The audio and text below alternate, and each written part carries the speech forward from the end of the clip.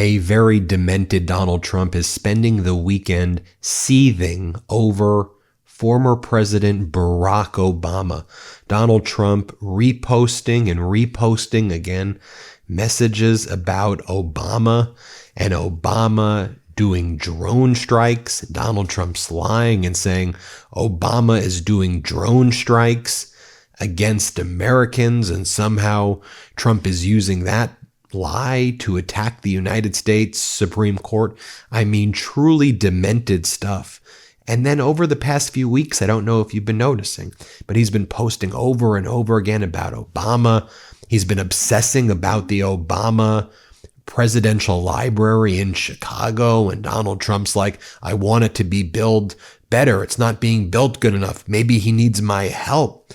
I mean, truly, truly demented stuff. I mean, take a look. So one of these MAGA lawyers named Mike Davis posted the following that Donald Trump reposted. Mike Davis goes, let's get this straight.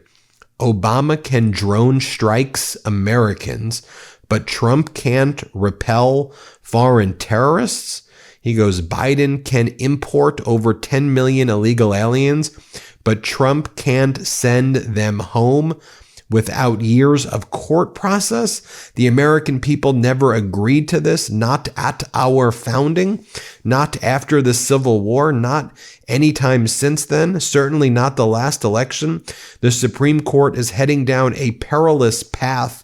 And then Mike Davis says that Donald Trump should send terrorists near the Chevy Chase Country Club, where the Supreme Court where the Supreme Court justices are members of. And then Donald Trump reposts that. Trump goes, the Supreme Court must come to the rescue of America. I mean, yes, you're attacking the very fabric. That's what you're doing this weekend of the idea of due process embedded in our Constitution. And it's attack after attack on Obama. And you're saying Obama did drone strikes to Americans. He didn't do drone strikes to Americans. What are these demented people talking about? And then this was from a week and a half ago, 2 weeks ago, from the Oval Office. Donald Trump talks about Obama's library. He's obsessing over Obama's library. Here, play this clip right here. President Obama, and if he wanted help, I'd give him help because I'm a really good builder and I build on time, on budget. He's building his library in Chicago. It's a disaster. And he said something to the effect, I only want DEI, I only want woke. He wants woke people to build it. Well, he got woke people, and they have massive cost overruns. The job is stopped. I don't know. It's a disaster. And I don't like that happening because I think it's bad for the presidency that a thing like that should happen. He's got a library that's a disaster. And it seems that every time he gets asked a question about Obama, it makes him seethe and cope even more. This was from the prior month where, Donald Trump keeps posting and he's posting Trump 2028 and he's, just talking about his fantasies of being a dictator. And then he has, then the media tries to normalize it. So he was asked, well, if you're going to run in 2028, which he's constitutionally not permitted to do, that would be a violation of law. The people in the media ask, well, then, so would you be afraid about running against Obama? And watch Donald Trump's reaction to this. Play this clip. This other story, I know it's hypothetical right now, but if you were allowed for some reason to run for a third term, is there a thought that the Democrats could try to run Barack Obama against you? I'd love that. For his third term? Boy, I'd love that. That would be a good one. I'd like that. No, people are asking me to run, and there's a whole story about running for a third term. I don't know. I never looked into it.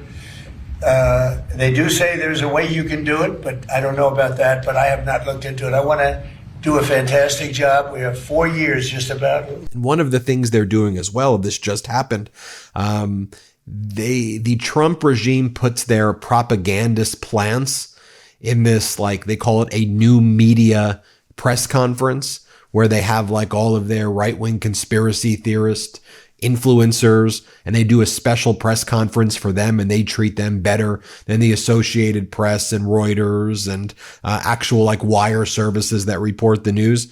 And all of this stuff is pre-planned with the propagandists. So here, one of the questions from one of the plants in the audience, one of the the propagandists was, so is Donald Trump going to try to, when do we get to see him arrest Barack Hussein Obama? When does he do the arrests of Hussein Obama? I mean, how absurd is this? Here, play this clip. Thank you.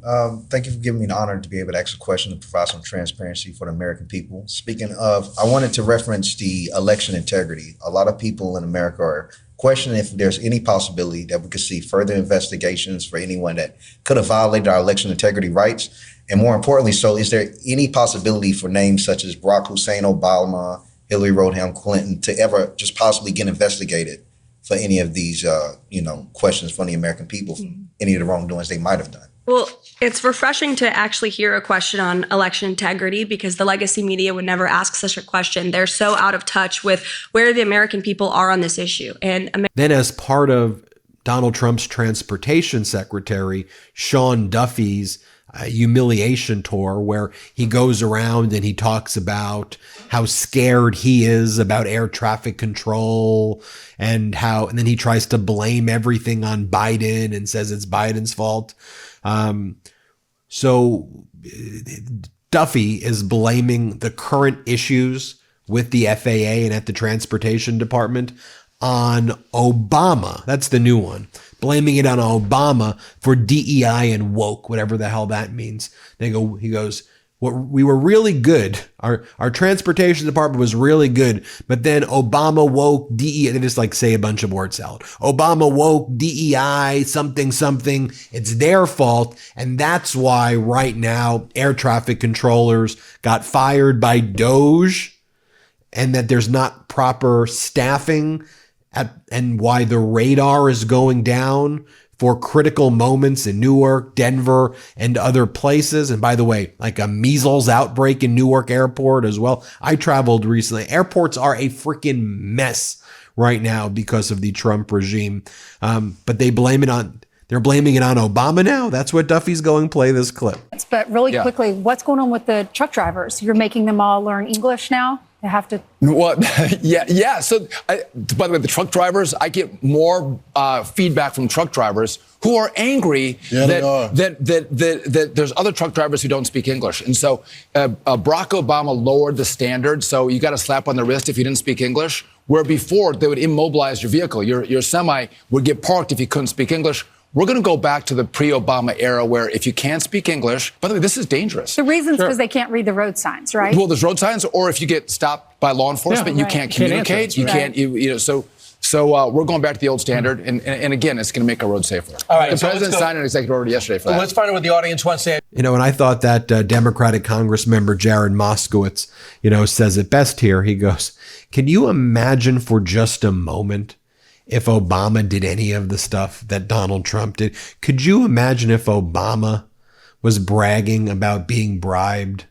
by Qatari jets, funding Hamas, and then he just took Qatari jets and he goes, this is great. This is a great thing. Here, play this clip. Air Doha Don. I mean, I don't know what we're gonna call the plane, but obviously it's ridiculous. Can you imagine just for a second if Barack Obama had accepted a plane from Qatar? My Republican colleagues would be calling it the Barack Hussein plane. Okay, I mean, this is just the height of ridiculousness at the end of the day. Okay, who gets a plane for $400 million and thinks it's free? Okay, first of all, it's going to cost about $750 million to retrofit the plane. That's number one. Number two is we're taking a plane from a foreign country. Putin's watching this thinking, what do I get Trump? Do I get him a yacht? Do I give him a piece of Ukraine, Trump Island? This is sending all the wrong messages, which is why you're seeing Laura Loomer, Ben Shapiro, Ted Cruz, and a number of my Republican colleagues come out. And the best part of this, the swampiest thing about this entire thing is the person who issued the memo approving the plane literally is a former lobbyist for Qatar. John, you can't make it up. And I think if you go back to the clip of Donald Trump attacking Obama for Obama's library, it's part of that's also the projection and confession of Donald Trump trying to take this second-hand or third-hand gold-plated Qatari jet and claiming it's part of his library, and he's just trying to conflate and confuse all of the issues right here. I want to share this with you as well, though, just to remind you of like what the media and politicians put Obama through, in contrast to what's going on right now with the Trump regime. Remember the tan suit scandal? Remember when the MAGA Republicans and the media were all focused on that?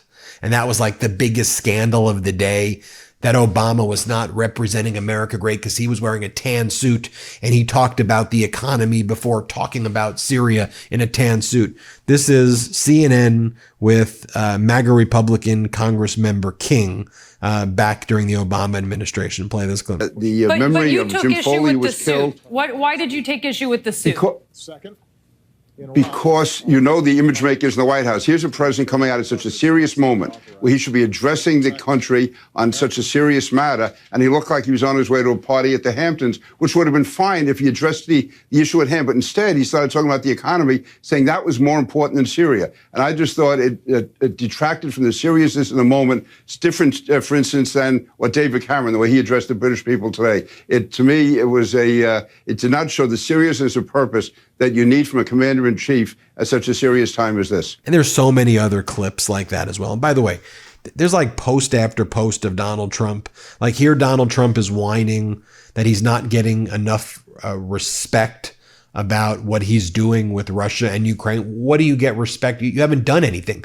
You promised there would be peace in 24 hours, and things have gotten much worse. You lied and said that it would be so easy to get a peace deal done, and then you told the media in a Time magazine interview that it was a joke when you said you would end the war in 24 hours, and that if anybody took you seriously, they're the ones who should be blamed and attacked. And it was fake news to take you seriously because you didn't really mean that there would be peace in 24 hours. So here's what Donald Trump posted a few weeks ago. He goes, "No matter what deal I make with Russia and Ukraine, no matter how good it is, even if it's the greatest deal ever made, the failing New York Times will speak badly of it." Then he goes on and then talks about this writer, Peter Baker, for the New York Times. It was also little Peter who wrote an absolutely fawning yet terribly written biography on Obama. It was a joke! Exclamation point. Again, that's what you're focused on right now. That's what you're talking about right now. I want to share this with you, and I've played this clip before, but it's worth showing you right now in this context as well. The MeidasTouch network covered former President Obama speaking in Hamilton College, and I thought this was one of the most brilliant moments of it. Let's play this clip. Imagine if I had done any of this. Let me I just want to be clear about this. Imagine that.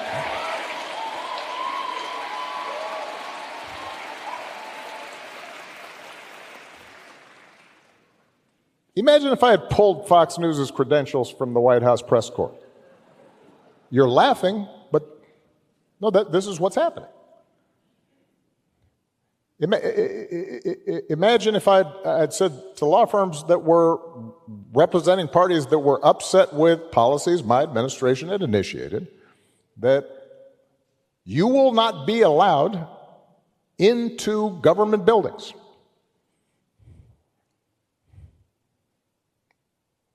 We will punish you economically for dissenting from the Affordable Care Act or the Iran deal.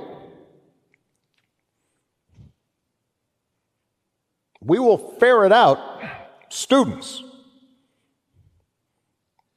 who protest against my policies.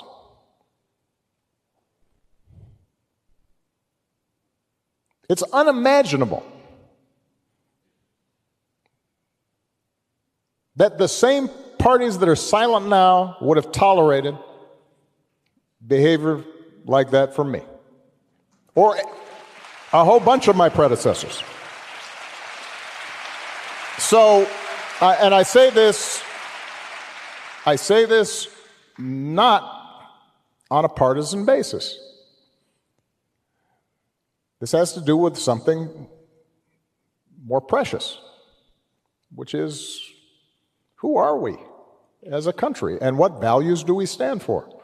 And just to remind you of the pure dignity and class that former President Obama represented, this is from the account Popular Liberal. They put together this this quick montage of Obama's winning election. Play this clip. Barack Obama, 47 years old, he will be the first African-American president of the United States.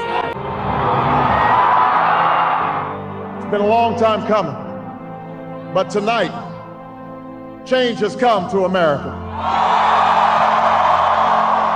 Even as we celebrate tonight, we know the challenges that tomorrow will bring are the greatest of our lifetime. The road ahead will be long. Our climb will be steep. We may not get there in 1 year or even in one term, but America, I have never been more hopeful than I am tonight that we will get there. I promise you, we as a people will get there.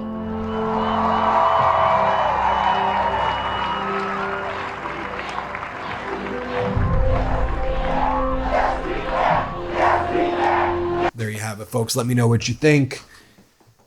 Hit subscribe. Let's get to 5 million subscribers. New Meidas merch drop.